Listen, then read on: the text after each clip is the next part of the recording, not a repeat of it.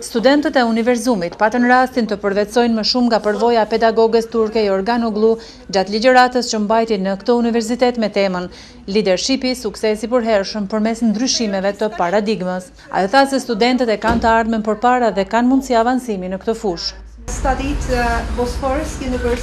Udhëtimi im nëpër vende të ndryshme të botës dhe studimet e mia gjithandej vendeve të zhvilluara ose jo, ka bërë që të kem përvoja të ndryshme nga Azia, po ashtu Evropa e Amerika.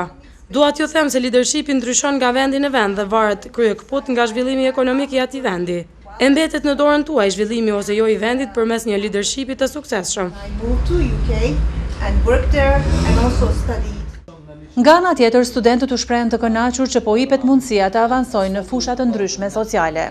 Kjo tregoj që i ka vizituar 100 vende të botës. Sigurisht që ka përvoja mjaft shumëta, të cilat mundet me nda me neve, edhe na sigurisht që do të na hyjnë punë të ardhmen në profesionin që cilin kemi më ushtruar, ose edhe në ligjërata të cilat për momentin jemi të mbajt këtu në Univerzum.